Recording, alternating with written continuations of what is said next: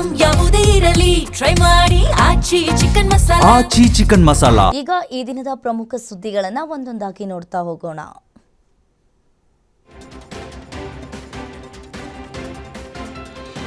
ಮುಖ್ಯಮಂತ್ರಿ ಸ್ಥಾನಕ್ಕೆ ತಾವು ರಾಜೀನಾಮೆ ನೀಡಿರುವುದಾಗಿ ಸಿದ್ದರಾಮಯ್ಯ ಅವರು ಅಧಿಕೃತವಾಗಿ ಪ್ರಕಟಿಸಿದ್ದಾರೆ. ಸದ್ಯ ರಾಜ್ಯಪಾಲರು ಬೆಂಗಳೂರಿನಲ್ಲಿ ಇಲ್ಲದ ಕಾರಣ ರಾಜೀನಾಮೆ ಪತ್ರವನ್ನ ಅವರ ಕಚೇರಿಯ ಕಾರ್ಯದರ್ಶಿಗೆ ಹಸ್ತಾಂತರಿಸಲಾಗಿದೆ ಅಂತ ತಿಳಿಸಿದ್ರು.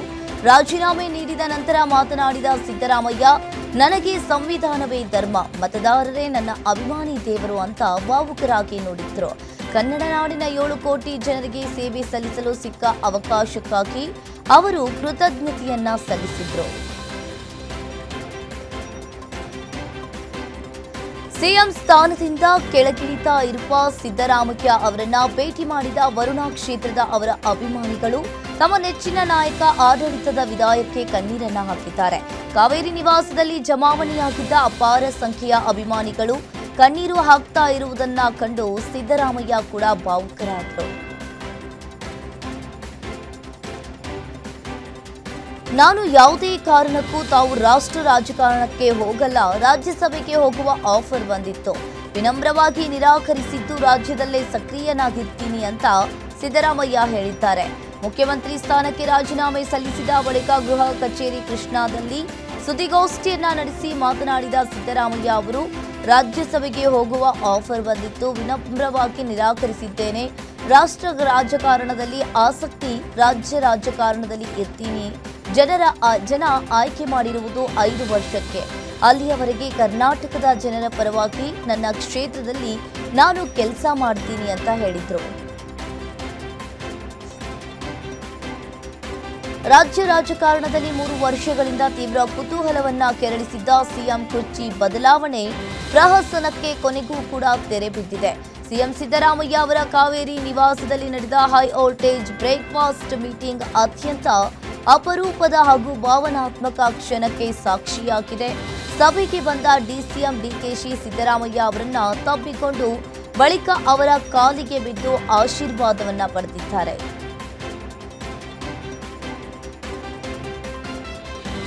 ಸಿದ್ದರಾಮಯ್ಯ ಮುಖ್ಯಮಂತ್ರಿ ಪದವಿಯನ್ನೇ ತ್ಯಾಗ ಮಾಡಿ ತ್ಯಾಗರಾಮಯ್ಯರಾಗಿದ್ದಾರೆ. ಆ ಮೂಲಕ ಹೋರಾಟಗಾರನ ಆಡಳಿತ ಅಂತ್ಯವಾಗಿದೆ. ಅಪಾರ ಅಭಿಮಾನಿಗಳು ಹೊಂದಿದ್ದ ಜನಪ್ರಿಯ ರಾಜಕಾರಣಿ ಸಿದ್ದರಾಮಯ್ಯನವರ ರಾಜೀನಾಮೆ ನೀಡಿದ ಬಳಿಕ ಒಂದು ಪೋಸ್ಟ್ ಅನ್ನ ಮಾಡಿದ್ದು ಕರುನಾಡಿನ ಜನತೆಗೆ ಧನ್ಯವಾದಗಳನ್ನ ತಿಳಿಸಿದ್ದಾರೆ. ಪಕ್ಷ ಭೇದ ಭಾವ ಇಲ್ಲದೆ, ಜಾತಿ ಧರ್ಮವಿಲ್ಲದೆ ಪ್ರತಿಯೊಬ್ಬ ಕನ್ನಡಿಗನಿಗೆ ಕೈ ಮುಗಿದು ಧನ್ಯವಾದವನ್ನ ಹೇಳಿದ್ದಾರೆ. ಕರ್ನಾಟಕ ಮುಖ್ಯಮಂತ್ರಿ ಸ್ಥಾನಕ್ಕೆ ಸಿದ್ದರಾಮಯ್ಯ ರಾಜೀನಾಮೆಯನ್ನ ನೀಡಿದ್ದು, ಆ ಬೆನ್ನಲ್ಲೇ ಹೈಕಮಾಂಡ್ ಭೇಟಿಗಾಗಿ ದೆಹಲಿಗೆ ತೆರಳಿದ್ದಾರೆ. ವಿಶೇಷ ಅಂದ್ರೆ ನಾಯಕತ್ವ ಬದಲಾವಣೆ ಸಂದರ್ಭದಲ್ಲಿಯೂ ರಾಜ್ಯ ನಾಯಕರು ಒಗ್ಗಟ್ಟಿನ ಸಂದೇಶವನ್ನ ಸಾರಿರುವುದು ವಿಪಕ್ಷಗಳ ಹುಬ್ಬೇರಿಸಿದೆ.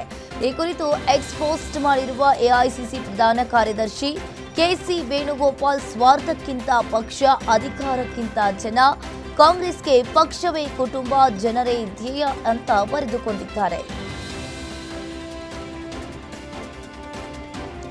ಸಿಎಂ ಸ್ಥಾನಕ್ಕೆ ರಾಜೀನಾಮೆ ಬಳಿಕ ಸಿದ್ದರಾಮಯ್ಯ ದೆಹಲಿಗೆ ತೆರಳಿದ್ದು, ಇಂದು ಬೆಳಿಗ್ಗೆ 9 ಗಂಟೆಗೆ ಹೈ ವೋಲ್ಟೇಜ್ ಮೀಟಿಂಗ್ ನಡೆಯಲಿದೆ. ದೆಹಲಿಯ ಜನಪಥ್ನಲ್ಲಿರೋ ಸೋನಿಯಾ ನಿವಾಸದಲ್ಲಿ ಸಭೆ ನಡೆಯಲಿದೆ. ಇದೇ ವೇಳೆ ರಾಹುಲ್ ಗಾಂಧಿ, ಸೋನಿಯಾ ಜೊತೆ ಸಿದ್ದರಾಮಯ್ಯ ಚರ್ಚೆಯನ್ನ ಮಾಡಲಿದ್ದಾರೆ. ಬಳಿಕ ಎಐಸಿಸಿ ಅಧ್ಯಕ್ಷ ಮಲ್ಲಿಕಾರ್ಜುನ್ ಖರ್ಗೆ ಭೇಟಿ ಮಾಡಿ ಚರ್ಚೆಯನ್ನ ಮಾಡಲಿದ್ದಾರೆ. ಸಿಎಂ ಸ್ಥಾನಕ್ಕೆ ಸಿದ್ದರಾಮಯ್ಯ ರಾಜೀನಾಮೆ ನೀಡಿದ್ದು, ಡಿಕೆ ಶಿವಕುಮಾರ್ ಪಟ್ಟಾಭಿಷೇಕಕ್ಕೆ ಕೌಂಟ್ ಡೌನ್ ಶುರುವಾಗಿದೆ ಎಂದು ಹೈಕಮಾಂಡ್ ನಾಯಕರ ಜೊತೆ ಡಿಕೆ ಶಿವಕುಮಾರ್ ಮಹತ್ವದ ಸಭೆ ನಡೆಸಲಿದ್ದಾರೆ. ಸರ್ಕಾರ ರಚನೆ ಕುರಿತು ಹೈಕಮಾಂಡ್ ನಾಯಕರ ಜೊತೆ ಮಾತುಕತೆಯನ್ನ ನಡೆಸಲಿದ್ದಾರೆ. ಸಿಎಂ ನೂತನ ಸಚಿವರ ಪ್ರಮಾಣ ವಚನದ ಬಗ್ಗೆ ಇಂದು ನಿರ್ಧಾರವಾಗಲಿದೆ. ನಾಳೆ ಸಿಎಲ್ಪಿ ಸಭೆ ಆದರೆ ಸೋಮವಾರ ಡಿಕೆಶಿಗೆ ಪಟ್ಟಾಭಿಷೇಕ ನಡೆಯಲಿದೆ. ಡಿಕೆ ಶಿವಕುಮಾರ್ ಕರ್ನಾಟಕದ ಹೊಸ ಮುಖ್ಯಮಂತ್ರಿ ಅಧಿಕಾರ ಸ್ವೀಕರಿಸಲಿದ್ದಾರೆ. ಹೊಸ ಕ್ಯಾಬಿನೆಟ್ನಲ್ಲಿ ಯಾರಿಗೆ ಚಾನ್ಸ್, ಯಾರಿಗೆ ಕೂಗು ಕೊಡಲಿದ್ದಾರೆ ಅಂತ ಕೆಲವೇ ದಿನಗಳಲ್ಲಿ ತಿಳಿಯಲಿದೆ. ಸಿದ್ದರಾಮಯ್ಯ ಟೀಮ್ನಲ್ಲಿ ಯಾರಿಗೆ ಮಂತ್ರಿ ಸ್ಥಾನ ಹಾಗೂ ಡಿಕೆ ಶಿವಕುಮಾರ್ ತಂಡದಲ್ಲಿ ಯಾರಿಗೆ ಸಚಿವ ಸ್ಥಾನ ಸಿಗಲಿದೆ ಅಂತ ಗೊತ್ತಾಗಲಿದೆ. ರಾಜ್ಯದಲ್ಲಿ ಡಿಸಿಎಂ ಆಗುವ 3 ನಾಯಕರು ಯಾರು ಅಂತ ಕೂಡ ಇಂದು ತಿಳಿಯುವ ಸಾಧ್ಯತೆ ಇದೆ. ಸಿಎಂ ಸ್ಥಾನಕ್ಕೆ ರಾಜೀನಾಮೆ ಬೆನ್ನಲ್ಲೇ ದೆಹಲಿಗೆ ಸಿದ್ದರಾಮಯ್ಯ, ಡಿಕೆ ಶಿವಕುಮಾರ್ ತೆರಳಿದ್ರು. ಇಂದು ರಾಷ್ಟ್ರ ರಾಜಧಾನಿಯಲ್ಲಿ ರಾಜ್ಯದ ಹೊಸ ಸಚಿವ ಸಂಪುಟ ರಚನೆ ವಿಧಾನಗಳ ಕುರಿತು ಚರ್ಚಿಸಲು ಇಬ್ಬರು ನಾಯಕರು ಕಾಂಗ್ರೆಸ್ ಹೈಕಮಾಂಡ್ ಅನ್ನ ಭೇಟಿ ಮಾಡುವ ನಿರೀಕ್ಷೆ ಇದೆ. ಹೊಸ ಕಾಂಗ್ರೆಸ್ ಶಾಸಕಾಂಗ ಪಕ್ಷದ ನಾಯಕನ ಆಯ್ಕೆ, ಸಚಿವಾಲಯದ ಸಂಯೋಜನೆ ಮತ್ತು ಶಿವಕುಮಾರ್ ಅವರು ಪ್ರಸ್ತುತ ಹೊಂದಿರುವ ಕರ್ನಾಟಕ ಪ್ರದೇಶ ಕಾಂಗ್ರೆಸ್ ಸಮಿತಿಯ ಅಧ್ಯಕ್ಷ ಸ್ಥಾನ ಸೇರಿದಂತೆ ಇತರೆ ಸಾಂಸ್ಥಿಕ ವಿಷಯಗಳಿಗೆ ಸಂಬಂಧಿಸಿದ ಚರ್ಚೆಗಳು ಇಂದು ನಡೆಯಲಿದೆ. ಪತ್ನಿಯ ಅನಾರೋಗ್ಯದ ಹಿನ್ನೆಲೆಯಲ್ಲಿ ಕರ್ನಾಟಕದ ರಾಜ್ಯಪಾಲರಾದ ತಾವರ್ಚಂದ್ ಗೆಹ್ಲೋಟ್ ಮಧ್ಯಪ್ರದೇಶದ ಉಜ್ಜಯಿನಿಗೆ ಭೇಟಿ ನೀಡಿದ್ರು. ಪತ್ನಿಯ ಆರೋಗ್ಯ ವಿಚಾರಿಸಿ ರಾತ್ರಿ ವೇಳೆಗೆ ಅವರು ಬೆಂಗಳೂರಿಗೆ ವಾಪಸ್ಸಾಗಿದ್ದು ಲೋಕಭವನವನ್ನ ತಲುಪಿದ್ದಾರೆ. ಸಿಎಂ ಸ್ಥಾನಕ್ಕೆ ಸಿದ್ದರಾಮಯ್ಯ ರಾಜೀನಾಮೆಯನ್ನ ಸಲ್ಲಿಸಿದ್ದು ಇಂದು ಅಂಗೀಕಾರವಾಗುವ ಸಾಧ್ಯತೆ ಇದೆ. ರಾಜೀನಾಮೆ ಅಂಗೀಕಾರವಾಗ್ತಾ ಇದ್ದಂತೆ ಸಿದ್ದರಾಮಯ್ಯ ಹಂಗಾಮಿ ಸಿಎಂ ಆಗಲಿದ್ದಾರೆ. ಹವಾಮಾನ ವೈಪರೀತ್ಯ ಹಿನ್ನೆಲೆಯಲ್ಲಿ ದೆಹಲಿಗೆ ಪ್ರಯಾಣಿಸ್ತಾ ಇದ್ದ ಸಿದ್ದರಾಮಯ್ಯ ಇದ್ದ ವಿಮಾನ ಜೈಪುರದಲ್ಲಿ ತುರ್ತು ಲ್ಯಾಂಡ್ ಆಗಿದೆ. ಇದೇ ವೇಳೆ ರಾಜಸ್ಥಾನದ ಮಾಜಿ ಸಿಎಂ ಅಶೋಕ್ ಗೆಹ್ಲೋಟ್ ಸಿದ್ದರಾಮಯ್ಯರನ್ನ ಭೇಟಿಯಾಗಿದ್ರು. ಇದೇ ವೇಳೆ ರಾಜ್ಯ ಕಾಂಗ್ರೆಸ್ ಉಸ್ತುವಾರಿ ರಣದೀಪ್ ಸಿಂಗ್ ಸುರ್ಜೇವಾಲಾ, ಸಚಿವರಾದ ಕೆಜೆ ಜಾರ್ಜ್, ಬೈರತಿ ಸುರೇಶ್, ಶಾಸಕ ಎಎಸ್ ಪೊನ್ನಣ್ಣ, ಎಐಸಿಸಿ ಕಾರ್ಯದರ್ಶಿ ಅಭಿಷೇಕ್ ದತ್ ಯತೀಂದ್ರ ಕೂಡ ಇದ್ರು.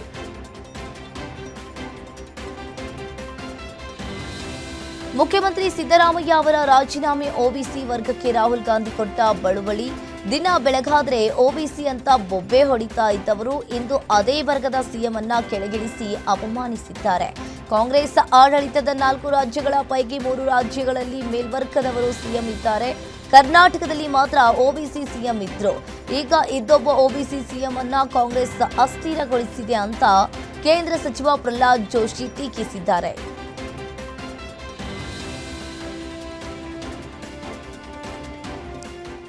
ಸಿಎಂ ಸಿದ್ದರಾಮಯ್ಯ ರಾಜೀನಾಮೆ ಕೊಟ್ಟಿದ್ದಾರೆ. ಇದು ಬಕ್ರೀದ್ ದಿನದ ಬಲಿ ಅಂತ ಶಾಸಕ ಯತ್ನಾಳ್ ಹೇಳಿದ್ದಾರೆ. ಬಕ್ರೀದ್ ದಿನದ ಬಲಿಗೆ ಹೋಲಿಸಿದ ಯತ್ನಾಳ್, ಇದು ಬಿಎಸ್ ಯಡಿಯೂರಪ್ಪ ಸಿದ್ದರಾಮಯ್ಯ ಯುಗಾಂತ್ಯವಾಗಿದೆ. ದೇಶದಲ್ಲಿ ಎಲ್ಲಾ ಹಿಂದೂ ವಿರೋಧಿ ಮುಖ್ಯಮಂತ್ರಿಗಳ ಅಂತ್ಯವಾಯಿತು.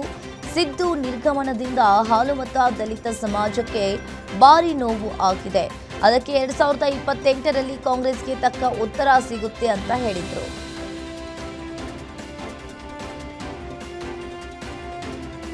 ಸಿಎಂ ಸ್ಥಾನಕ್ಕೆ ಸಿದ್ದರಾಮಯ್ಯ ರಾಜೀನಾಮೆಯನ್ನ ಕೊಟ್ಟಿದ್ದಾರೆ. ಹೈಕಮಾಂಡ್ ತೀರ್ಮಾನ ಮಾಡಿದೆ, ಅದಕ್ಕೆ ನಾವು ಬದ್ಧ ಅಂತ ಚಿಕ್ಕಬಳ್ಳಾಪುರದಲ್ಲಿ ಸಚಿವ ಕೆಎಚ್ ಮುನಿಯಪ್ಪ ಹೇಳಿಕೆಯನ್ನ ನೀಡಿದ್ರು.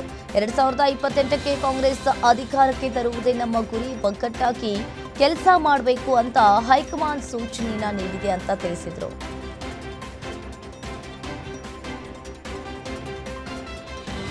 ಸಿಎಂ ಸ್ಥಾನಕ್ಕೆ ಸಿದ್ದರಾಮಯ್ಯ ರಾಜೀನಾಮೆ ವಿಚಾರಕ್ಕೆ ಸಂಬಂಧಪಟ್ಟಂತೆ ದೇವನಹಳ್ಳಿ ಏರ್ಪೋರ್ಟ್ನಲ್ಲಿ ನಲ್ಪಾಡ್ ಪ್ರತಿಕ್ರಿಯೆಯನ್ನ ನೀಡಿದ್ರು. ನಾನು ಡಿಕೆಶಿ ಅವರ ಶಿಷ್ಯ, ನನ್ನ ಗುರುಗಳು ಸಿಎಂ ಆಗಬೇಕು, ಡಿಕೆ ಶಿವಕುಮಾರನ್ನ ಮುಖ್ಯಮಂತ್ರಿಯಾಗಿ ನೋಡಬೇಕು, ಮುಖ್ಯಮಂತ್ರಿಯಾಗಿ ಸಿದ್ದರಾಮಯ್ಯ ಒಳ್ಳೆಯ ಕೆಲಸ ಮಾಡಿದ್ದಾರೆ, ನಾವೆಲ್ಲ ಕಾಂಗ್ರೆಸ್ ಪಕ್ಷದ ಜೊತೆಗೆ ಯಾವಾಗಲೂ ಇದ್ದೇವೆ ಅಂತ ಹೇಳಿದ್ರು.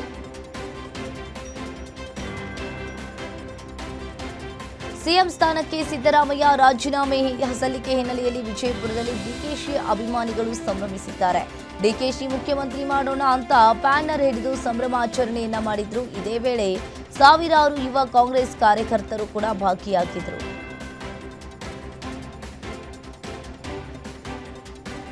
ಡಿಕೆಶಿ ಸಿಎಂ ಆಗ್ತಾ ಇರೋದಕ್ಕೆ ಹುಟ್ಟೂರಿನ ಜನರ ಸಂಭ್ರಮಾಚರಣೆ ಮಾಡಿದ್ದು ಡಿಕೆ ಶಿವಕುಮಾರ್ ಬಾಲ್ಯ ಸ್ನೇಹಿತರು ಸಂತಸವನ್ನ ವ್ಯಕ್ತಪಡಿಸಿದ್ದಾರೆ. ನಮ್ಮ ಮನೆ ಮಗನೇ ಸಿಎಂ ಆಗಿರುವಷ್ಟು ಸಂತಸವಾಗ್ತಾ ಇದೆ.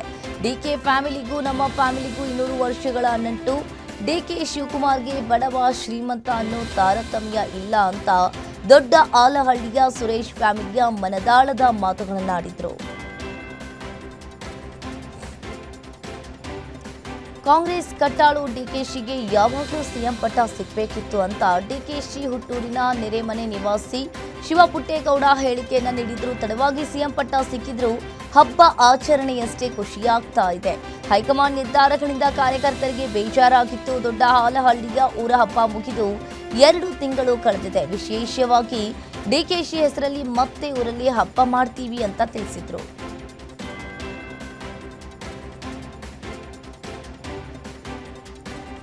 ಸಿದ್ದರಾಮಯ್ಯ ರಾಜೀನಾಮೆ ನೀಡಿದ್ದು ಡಿಕೆ ಶಿವಕುಮಾರ್ ಮುಂದಿನ ಸಿಎಂ ಎನ್ನುವುದು ಖಚಿತವಾಗಿದೆ. ಇದಕ್ಕೂ ಮೊದಲು ನೊಣವಿನ ಕೆರೆ ಮಠದ ಡಾಕ್ಟರ್ ಕರಿವೃಷಭ ದೇಶಿಕೇಂದ್ರ ಯೋಗೀಶ್ವರ ಸ್ವಾಮೀಜಿ ಡಿಕೆಶಿ ಸಿಎಂ ಆಗುವ ಬಗ್ಗೆ ಭವಿಷ್ಯವನ್ನ ನುಡಿದಿದ್ರು. ಅದರಂತೆ ಇದೀಗ ಸ್ವಾಮೀಜಿಯ ಭವಿಷ್ಯ ನಿಜವಾಗಿದೆ. ಡಿಕೆ ಶಿವಕುಮಾರ್ ಬಗ್ಗೆ ಕೆಲ ಮಾತುಗಳನ್ನ ಆಡಿದ್ದು, ಶ್ರೀಮಠದ ಆಶೀರ್ವಾದ ಡಿಕೆ ಶಿವಕುಮಾರ್ ಅವರಿಗೆ ಇರುತ್ತದೆ. ರಾಜ ಪ್ರತ್ಯಕ್ಷ ದೇವತಾ, ರಾಜ್ಯವನ್ನು ಆಡುವಂತಹ ದೊರೆ ನಾಯಕ, ರೈತರ ಪರ ಬಡವರ ಪರ ಇರುವ ನಾಯಕನಾಗಿ ಹೊರಹೊಮ್ಮುತ್ತಾರೆ ಅಂತ ಭವಿಷ್ಯವನ್ನ ನುಡಿದಿದ್ದಾರೆ. ಕಾರಿನ ಟೈರ್ ಬ್ಲಾಸ್ಟ್ ಆಗಿ ನಿಂತಿದ್ದ ಕಾರಿಗೆ ಹಿಂಬದಿಯಿಂದ ಕಾರು ಡಿಕ್ಕಿ ಹಾಕಿ 5 ಮಂದಿ ಸ್ಥಳದಲ್ಲಿಯೇ ಸಾವನ್ನಪ್ಪಿರುವ ಘಟನೆ ಚಿತ್ರದುರ್ಗ ಜಿಲ್ಲೆಯ ಮೊಳಕಾಲ್ಮೂರು ತಾಲೂಕಿನ ತುಮರ್ಕುರ್ಹಳ್ಳಿ ಬಳಿ ನಡೆದಿದೆ. ಇನ್ನು ಈ ಘಟನೆಯಲ್ಲಿ ಜೆಡಿಎಸ್ ಮುಖಂಡ ಪ್ರಮೋದ್, ಫೋಟೋಗ್ರಾಫರ್ ರಘು, ರುದ್ರೇಶ್, ಮಲ್ಲಿಕಾರ್ಜುನ್, ಸೋಮು ಮೃತ ದುರ್ದೈವಿಗಳಾಗಿದ್ದಾರೆ ಅಂತ ತಿಳಿದು ಬಂದಿದೆ. ಚಳ್ಳಕೆರೆ ಮೂಲದವರು ಅಂತ ಗೊತ್ತಾಗಿದೆ. ಮೃತ ಕುಟುಂಬಸ್ಥರ ಆಕ್ರಂದನ ಮುಗಿಲು ಮುಟ್ಟಿದೆ. ಇನ್ನು ಈ ಘಟನೆಗೆ ಸಂಬಂಧಪಟ್ಟಂತೆ ಮೊಳಕಾಲ್ಮೂರು ಪೊಲೀಸ್ ಠಾಣೆಯಲ್ಲಿ ಪ್ರಕರಣ ದಾಖಲಾಗಿದೆ. ರಾಜಧಾನಿ ಬೆಂಗಳೂರಿನ ಜನತೆಗೆ ಹವಾಮಾನ ಇಲಾಖೆ ನೀಡಿದ್ದ ಯೆಲ್ಲೋ ಅಲರ್ಟ್ ಮುನ್ಸೂಚನೆ ಅಕ್ಷರಶಃ ನಿಜವಾಗಿದೆ. ಇದೀಗ ಸಿಲಿಕಾನ್ ಸಿಟಿಯಾದ್ಯಂತ ಹವಾಮಾನ ಸಂಪೂರ್ಣವಾಗಿ ತಲೆ ಕೆಳಗಾಗಿದ್ದು, ಗಂಟೆಗೆ 40 ರಿಂದ 50 ಕಿಲೋಮೀಟರ್ ವೇಗದಲ್ಲಿ ಬೀಸಿದ ಭೀಕರ ಧೂಳಿನ ಬಿರುಗಾಳಿ, ಗುಡುಗು ಮಿಂಚಿನ ಆರ್ಭಟದೊಂದಿಗೆ ಧಾರಾಕಾರವಾಗಿ ಮಳೆ ಆರಂಭವಾಗಿದೆ. ಮೆಜೆಸ್ಟಿಕ್, ಕಾರ್ಪೊರೇಷನ್, ಎಂಜಿ ರಸ್ತೆ, ಯಶವಂತಪುರ, ಇಂದಿರಾನಗರ, ವೈಟ್ಫೀಲ್ಡ್, ಜಯನಗರ ಮತ್ತು ಎಲೆಕ್ಟ್ರಾನಿಕ್ ಸಿಟಿ ಸೇರಿದಂತೆ ನಗರದ ಬಹುತೇಕ ಎಲ್ಲಾ ಭಾಗಗಳಲ್ಲಿ ಮಳೆಯಾಗಿದೆ. ಚಿಕ್ಕಮಗಳೂರು ಜಿಲ್ಲೆಯಲ್ಲಿ ಮುಂಗಾರು ಪೂರ್ವ ಮಳೆ ಅವಾಂತರ ಸೃಷ್ಟಿಯಾಗಿದ್ದು, ವರುಣನ ಅಬ್ಬರಕ್ಕೆ ವಿಜಯನಗರ ಹಾಗೂ ಶಂಕರಪುರ ಬಡಾವಣೆಯ ತಗ್ಗು ಪ್ರದೇಶದಲ್ಲಿದ್ದ ಮನೆಗಳಿಗೆ ನೀರು ನುಗ್ಗಿದ್ದು, ಜನಪ್ರತಿನಿಧಿಗಳು ಹಾಗೂ ನಗರಸಭೆ ಅಧಿಕಾರಿಗಳ ವಿರುದ್ಧ ನಿವಾಸಿಗಳು ಆಕ್ರೋಶವನ್ನ ಹೊರಹಾಕಿದ್ದಾರೆ. ಇನ್ನು ಚರಂಡಿ ನಿರ್ಮಾಣ ಮಾಡುವಾಗ ಕಳಪೆ ಕಾಮಗಾರಿಯನ್ನ ಮಾಡಿದ್ದಾರೆ. ಹೀಗಾಗಿ ಮಳೆ ಬಂದ್ರೆ ಚರಂಡಿ ನೀರು ಉಕ್ಕಿ ಮನೆಗಳಿಗೆ ನುಗ್ಗಿ ಅವಾಂತರ ಸೃಷ್ಟಿಯಾಗ್ತಾ ಇದೆ. ಹೀಗಾಗಿ ಚರಂಡಿಯಲ್ಲಿ ಕಟ್ಟಿಕೊಂಡಿರುವ ಕಸವನ್ನ ತೆಗೆಯುವಂತೆ ಸ್ಥಳೀಯರು ಆಗ್ರಹಿಸಿದ್ದಾರೆ. ಬೀದರ್ನ ಬಸವ ಕಲ್ಯಾಣ ನಗರದಲ್ಲಿ ಭಾರೀ ಮಳೆಗೆ ಮನೆ ಮೇಲ್ಚಾವಣಿ ಕುಸಿದು 6 ವರ್ಷದ ಮಗು ಸಾವನ್ನಪ್ಪಿದೆ. ಹುಲಸೂರಿನಲ್ಲೂ ಭಾರೀ ಮಳೆಗೆ 4 ಗಂಭೀರವಾಗಿ ಗಾಯಗಳಾಗಿವೆ. ಮಾಹೇರ ಸಾವನ್ನಪ್ಪಿದ ಕನ್ನಮ್ಮ, ಗಾಯಾಳುಗಳು ಫೃಷ್, ಲೈಬಾ, ಆಸ್ಮಿನ್, ಇಸ್ಮಾಹಿಲ್ ಶೇಖ್ ಅಂತ ಗುರುತಿಸಲಾಗಿದೆ. ಸದ್ಯ ಈಗಾಗಲೇ ಗಾಯಾಳುಗಳಿಗೆ ಹುಲಸೂರು ಸಮುದಾಯ ಆರೋಗ್ಯ ಕೇಂದ್ರದಲ್ಲಿ ಚಿಕಿತ್ಸೆಯನ್ನು ನೀಡಲಾಗ್ತಾ ಇದೆ.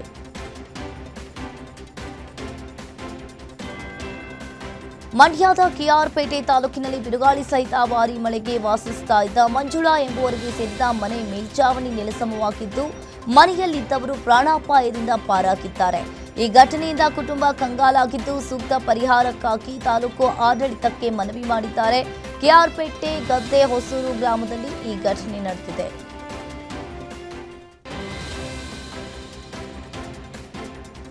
ರಾಜ್ಯದಲ್ಲಿ ದಿನದ ಅವಧಿಯಲ್ಲಿ ಬಿಸಿಲಿನ ಬೇಗೆ ಮುಂದುವರೆದಿದ್ದು, ಮಧ್ಯಾಹ್ನದ ನಂತರ ವಾತಾವರಣದಲ್ಲಿ ದಿಢೀರ್ ಬದಲಾವಣೆಯಾಗ್ತಾ ಇದೆ. ಭಾರತೀಯ ಹವಾಮಾನ ಇಲಾಖೆಯ ವರದಿಗಳ ಪ್ರಕಾರ ಮುಂದಿನ 7 ದಿನಗಳ ಅಧಿಕೃತ ಮುನ್ಸೂಚನೆಯ ಪ್ರಕಾರ ಇಡೀ ರಾಜ್ಯದಾದ್ಯಂತ ಮೇ 31ರವರೆಗೆ ಭಾರೀ ಗುಡುಗು ಸಿಡಿಲು ಹಾಗೂ ಬಿರುಗಾಳಿ ಸಹಿತ ಮಳೆಯಾಗುವ ಮುನ್ನೆಚ್ಚರಿಕೆ ನೀಡಲಾಗಿದೆ.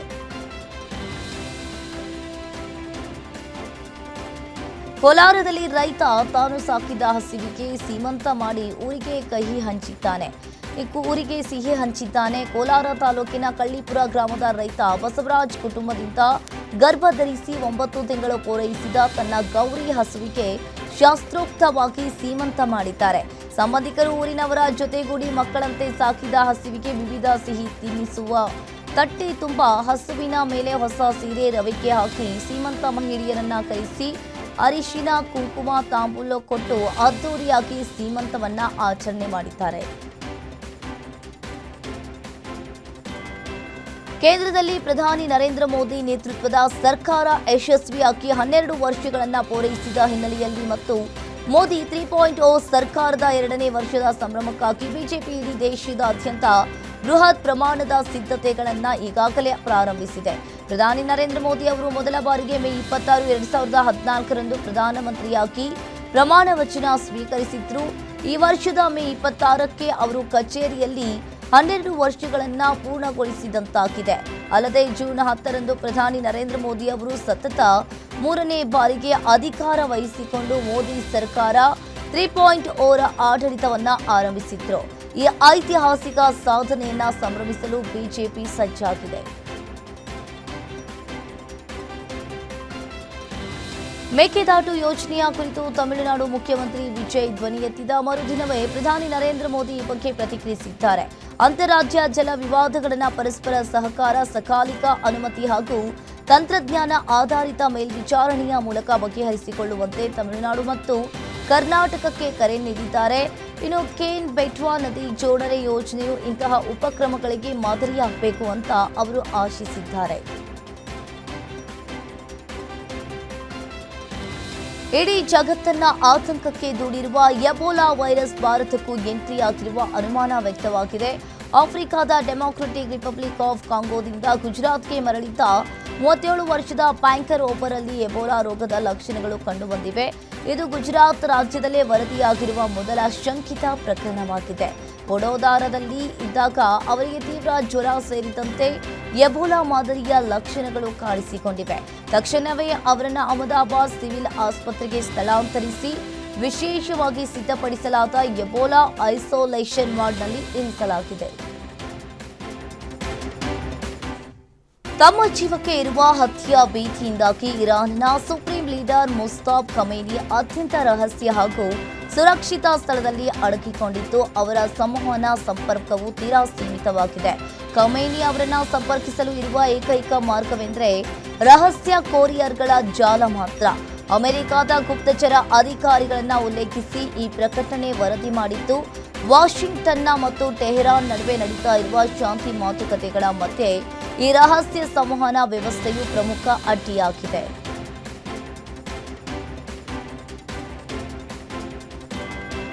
ಮಧ್ಯಪ್ರಾಚ್ಯ ಸಂಘರ್ಷ ನಿಲ್ಲುವ ಲಕ್ಷಣಗಳು ಕಾಣಿಸ್ತಾ ಇಲ್ಲ. ಅಮೆರಿಕ ಸೇನೆ ದಕ್ಷಿಣ ಇರಾನ್ನಲ್ಲಿ ಸ್ವಯಂ ರಕ್ಷಣಾತ್ಮಕ ದಾಳಿಗಳನ್ನ ನಡೆಸಿದೆ ಅಂತ ಅಮೆರಿಕದ ಕೇಂದ್ರ ಕಮಾಂಡ್ ತಿಳಿಸಿದೆ. ಇನ್ನು ಹೊರ್ಮುಜ್ ಜಲಸಂಧಿ ಸಮೀಪದಲ್ಲಿದ್ದ ಇರಾನ್ನ ಕ್ಷಿಪಣಿ ಉಡಾವಣೆ ಕೇಂದ್ರಗಳು ಹಾಗೂ ಕೆಲವು ನೌಕಾ ಗುರಿಗಳನ್ನು ಹೊಡೆದುರುಳಿಸಲಾಗಿದೆ ಅಂತ ತಿಳಿಸಿದೆ. ಗಲ್ಫ್ ಪ್ರದೇಶದಲ್ಲಿ ಅಮೆರಿಕದ ಯುದ್ಧ ನೌಕೆಗಳು ಮತ್ತು ವ್ಯಾಪಾರ ಹಡಗುಗಳಿಗೆ ಬೆದರಿಕೆ ಹೆಚ್ಚಾಗಿದೆ.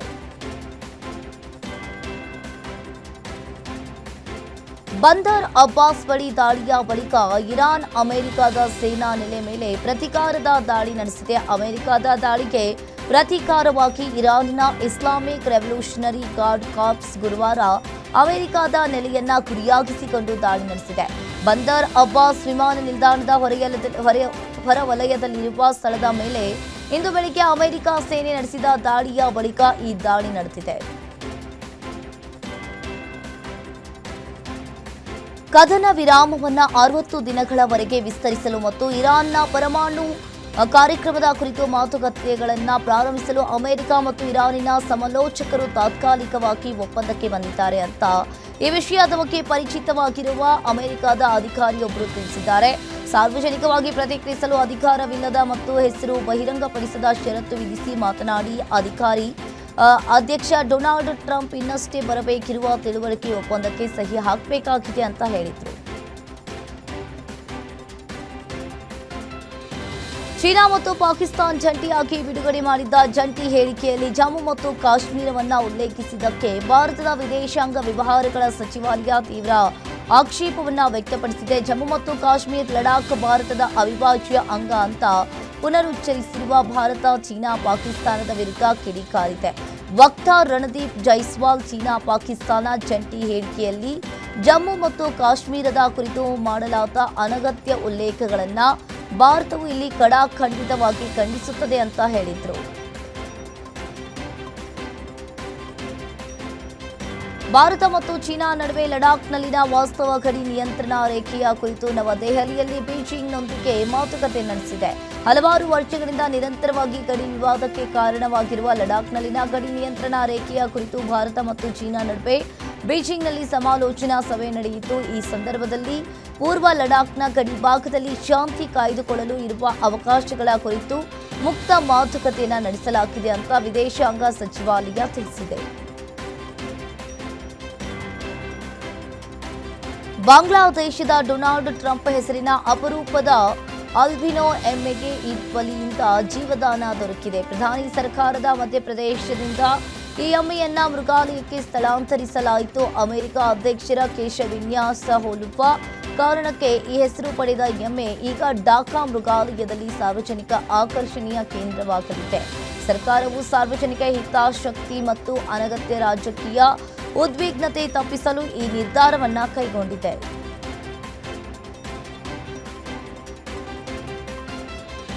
ರಾಜಸ್ಥಾನ್ ರಾಯಲ್ಸ್ ತಂಡ 19ನೇ ಆವೃತ್ತಿಯ ಎಲಿಮಿನೇಟರ್ ಪಂದ್ಯದಲ್ಲಿ ಸನ್ರೈಸರ್ಸ್ ಹೈದರಾಬಾದ್ ಎದುರು 47 ರನ್ಗಳ ಗೆಲುವು ದಾಖಲಿಸುವ ಮೂಲಕ ಹಾಲಿ ಆವೃತ್ತಿಯ ಐಪಿಎಲ್ನಲ್ಲಿ ತನ್ನ ಪ್ರಶಸ್ತಿಯನ್ನ ಗೆಲ್ಲುವ ಗುರಿಯನ್ನ ಜೀವಂತವಿರಿಸಿದೆ.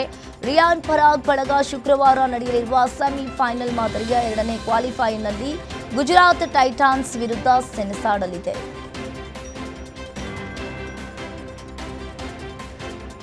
ಇಂಡಿಯನ್ ಪ್ರೀಮಿಯರ್ ಲೀಗ್ ಟೂರ್ನಿಯಲ್ಲಿ ತಮ್ಮ ಸ್ಫೋಟಕ ಬ್ಯಾಟಿಂಗ್ ಮೂಲಕ ಹಲವು ದಾಖಲೆಗಳನ್ನು ಮುರಿದಿರುವುದು ರಾಜಸ್ಥಾನ್ ರಾಯಲ್ಸ್ ತಂಡದ ಆರಂಭಿಕ ವೈಭವ್ ಸೂರ್ಯವಂಶಿ ಇದೀಗ ಆರ್ಸಿಬಿ ದಿಗ್ಗಜ ಕ್ರಿಸ್ ಗೇಲ್ ಅವರ ಸಿಕ್ಸರ್ಗಳ ವಿಶ್ವ ದಾಖಲೆಯನ್ನ ಮುರಿದಿದ್ದಾರೆ. ಅವರು ಈ ಸೀಸನ್ನಲ್ಲಿ 65 ಸಿಕ್ಸರ್ಗಳನ್ನು ಬಾರಿಸಿದ್ದಾರೆ.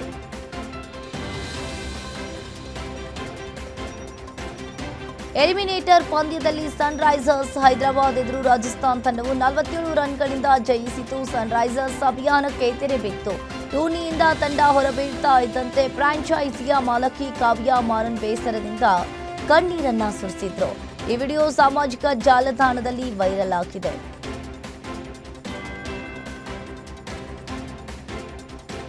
ಸ್ಮಾರ್ಟ್ ಹೋಮ್ ಪರಿಹಾರಗಳಲ್ಲಿ ಜಾಗತಿಕ ನಾಯಕತ್ವ ಹೊಂದಿರುವ ಡ್ರೀಮಿ ಟೆಕ್ನಾಲಜಿ ಫುಟ್ಬಾಲ್ ದಂತಕತೆ ಕ್ರಿಸ್ಟಿಯಾನೋ ರೊನಾಲ್ಡೋ ಅವರೊಂದಿಗೆ ಐತಿಹಾಸಿಕ ಜಾಗತಿಕ ಸಹಭಾಗಿತ್ವವನ್ನು ಘೋಷಿಸಿದೆ.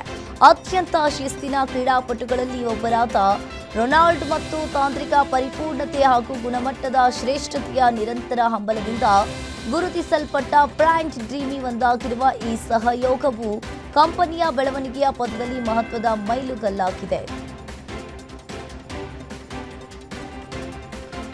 ಭಾರತ ಕ್ರಿಕೆಟ್ ತಂಡದ ಮಾಜಿ ನಾಯಕ ಸೌರವ್ ಗಂಗೂಲಿ ಅವರ ಬಯೋಪಿಕ್ ಚಿತ್ರೀಕರಣ ಭರದಿಂದ ಸಾಗ್ತಾ ಇದೆ. ದಾದಾದಿ ಸೌರವ್ ಗಂಗೂಲಿ ಸ್ಟೋರಿ ಹೆಸರಿನ ಈ ಬಹು ನಿರೀಕ್ಷಿತ ಚಿತ್ರದಲ್ಲಿ ಗಂಗೂಲಿ ಪಾತ್ರಕ್ಕೆ ಬಣ್ಣ ಹಚ್ಚುತ್ತಾ ಇರುವ ಬಾಲಿವುಡ್ ಪ್ರತಿಭಾವಂತ ನಟ ರಾಜ್ಕುಮಾರ್ ರಾವ್ ಸದ್ಯ ಕೋಲ್ಕತ್ತಾದಲ್ಲಿ ಶೂಟಿಂಗ್ ಆರಂಭಿಸಿದ್ದಾರೆ. ಈ ಸಿನಿಮಾದ ಮುಂಬೈ ಶೆಡ್ಯೂಲ್ ಈಗಾಗಲೇ ಯಶಸ್ವಿಯಾಗಿ ಪೂರ್ಣಗೊಂಡಿದೆ. ಇದೀಗ ಚಿತ್ರತಂಡ ಕೋಲ್ಕತ್ತಾದಲ್ಲಿ 15 ದಿನಗಳ ಕಾಲ ಬೀಡುಬಿಟ್ಟಿದ್ದು ನಗರದ ವಿವಿಧ ಸ್ಥಳಗಳಲ್ಲಿ ಚಿತ್ರೀಕರಣ ನಡೆಸಲಿದೆ.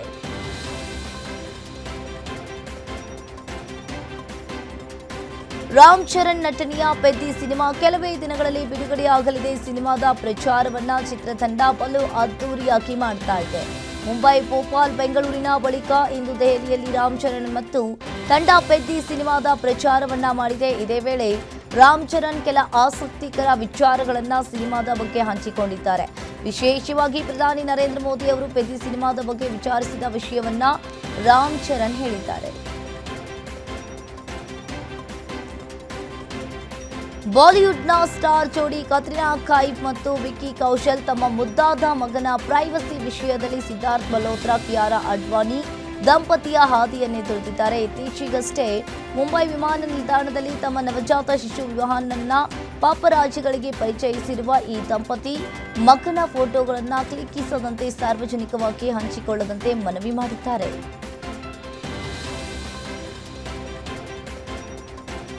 ಕನ್ನಡದ ನಟ ನಟಿಯರು ಬಾಲಿವುಡ್ ಸಿನಿಮಾಗಳಲ್ಲಿ ಕೆಲಸ ಮಾಡಿರುವುದು ತುಸು ಕಡಿಮೆ. ಬಾಲಿವುಡ್ನ ಹಲವು ನಟ ನಟಿಯರು ಕನ್ನಡ ಸಿನಿಮಾಗಳಲ್ಲಿ ಕೆಲಸ ಮಾಡಿದ್ದಾರೆ. ಇದೀಗ ಕನ್ನಡದ ಜನಪ್ರಿಯ ನಟ ಮತ್ತು ನಿರ್ದೇಶಕ ರಾಜ್ವೀರ್ ಶೆಟ್ಟಿ ಹಿಂದಿ ಸಿನಿಮಾದಲ್ಲಿ ನಟಿಸಿದ್ದು ಸಿನಿಮಾದ ಹಾಡೊಂದು ಇದೀಗ ಬಿಡುಗಡೆಯಾಗಿದೆ. ಈ ಹಾಡು ವಿಶೇಷವಾಗಿ ರಾಜ್ವೀರ್ ಶೆಟ್ಟಿಯ ಮೇಲೆ ಚಿತ್ರಿತಗೊಂಡಿರುವುದು ವಿಶೇಷ. ಹಾಡಿನಲ್ಲಿ ರಾಜ್ವೀರ್ ಶೆಟ್ಟಿ ಜೊತೆಗೆ ಮತ್ತೊಬ್ಬ ಕನ್ನಡದ ನಿರ್ದೇಶಕರು ಇದ್ದಾರೆ. ಮೋಹನ್ ಲಾಲ್ ನಟನೆಯ ಮತ್ತು ಜೀತು ಜೋಸೆಫ್ ನಿರ್ದೇಶನದ ದೃಶ್ಯಂ 3 ಸಿನಿಮಾ ವಾರದ ದಿನಗಳಲ್ಲೂ ಕಲ್ಲಾಪೆಟ್ಟಿಗೆಯಲ್ಲಿ ಭರ್ಜರಿಯಾಗಿ ಕಲೆಕ್ಷನ್ ಮಾಡುತ್ತಾ ತನ್ನ ಗೆಲುವಿನ ನಾಗಾಲೋಟವನ್ನು ಮುಂದುವರಿಸಿದೆ. ಮಂಗಳವಾರ ಸ್ಥಿರವಾದ ಕಲೆಕ್ಷನ್ ಕಾಯ್ದುಕೊಂಡಿರುವ ಈ ಚಿತ್ರ ಬಿಡುಗಡೆಯಾದ ಕೇವಲ 6 ದಿನಗಳಲ್ಲೇ ವಿಶ್ವದಾದ್ಯಂತ 170 ಕೋಟಿ ರೂಪಾಯಿಗಳ ಗಡಿಯನ್ನ ದಾಟಿದೆ. ಬಹುಭಾಷಾ ನಟಿ ಸಮಂತಾ ಮುಖ್ಯ ಭೂಮಿಕೆಯಲ್ಲಿ ನಟಿಸಿರುವ ಆಕ್ಷನ್ ಡ್ರಾಮಾ ಮಾ ಇಂಟಿ ಬಂಗಾರಂ ಚಿತ್ರದ ಅಧಿಕೃತ ಟ್ರೈಲರ್ ಅನ್ನ ಚಿತ್ರತಂಡ ಇತ್ತೀಚೆಗಷ್ಟೇ ಬಿಡುಗಡೆ ಮಾಡಿದೆ. ಸಾಮಾಜಿಕ ಜಾಲತಾಣಗಳಲ್ಲಿ ಈ ಟ್ರೇಲರ್ ಲಿಂಕ್ ಹಂಚಿಕೊಂಡಿರುವ ಸಮಂತಾ, ನನ್ನ ಪ್ರಾಣವೇ ಪಣಕ್ಕಿಟ್ರು ನನ್ನ ಕುಟುಂಬಕ್ಕೆ ಏನು ಆಗದಂತೆ ನಾನು ನೋಡಿಕೊಳ್ತೀನಿ. ಮಾ ಇಂಟಿ ಬಂಗಾರಂ ಈಗ ಹೊರ ಬಂದಿದೆ.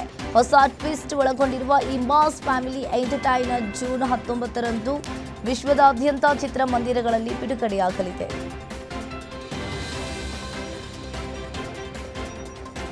ತಮಿಳಿನ ಸ್ಟಾರ್ ನಿರ್ದೇಶಕ ಲೋಕೇಶ್ ಕನಗರಾಜ್ ಅವರು ಮುಖ್ಯಮಂತ್ರಿ ವಿಜಯ್ ಅವರನ್ನ ಭೇಟಿಯಾಗಿದ್ದು ಈ ಕ್ಷಣದ ಫೋಟೋವನ್ನ ತಮ್ಮ ಸೋಷಿಯಲ್ ಮೀಡಿಯಾದಲ್ಲಿ ಹಂಚಿಕೊಂಡಿದ್ದಾರೆ. ಲೋಕೇಶ್ ಅವರು ವಿಜಯ್ ಅವರ 2 ಚಿತ್ರಗಳಾದ ಮಾಸ್ಟರ್ ಮತ್ತು ಲಿಯೋಗಳನ್ನ ನಿರ್ದೇಶಿಸುತ್ತಿದ್ದಾರೆ.